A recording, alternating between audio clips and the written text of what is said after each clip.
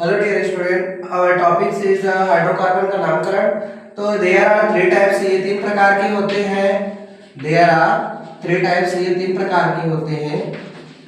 और इनमें अगर देखें हम पहला तो क्या है, एल्केन, जिसको हम सिंगल बॉन्डेड कंपाउंड कहते हैं, CnH2n+2, इसको हम एल्केन बोलते हैं। और CnH2n, इसको हम एल्किन बोलते हैं। और CnH2n-2, इसको एल्काइंस बोलते हैं। एल्केन में जो है सिंगल बॉन्डेड होता है, इसीलिए इसको सिंगल बॉन्डेड से दर्शाया जाता है।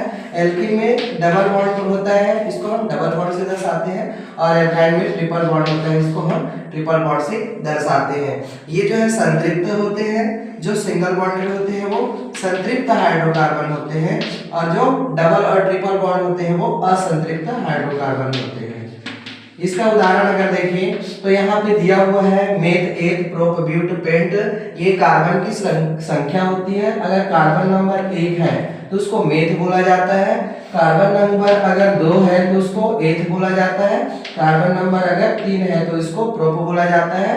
कार्बन नंबर अगर 4 है तो उसको ब्यूट बोला जाता है। कार्बन नंबर अगर 5 है तो उसको पेंट बोला जाता है। कार्बन नंबर अगर 6 है तो इसको हेक्स बोला जाता है। और कार्बन नंबर 7 है तो इसको एप्ट बोला जाता है। कार्बन नंबर अगर 8 है तो ऑक्ट।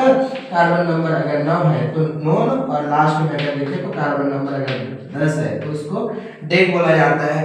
अगर हम इस फार्मूला में इसका मान रखें, कार्बन की संख्या अगर 1 रखें तो क्या होगा, Cn गुणा 1+2। ये हो जाएगा आपका सिंपलेस्ट एग्जांपल। एक कार्बन है तो एक कार्बन, इसमें जब मल्टीप्लाई किया जाता है तो 2 × 2 और 2 और 2 4, अर्थात CH4 बना।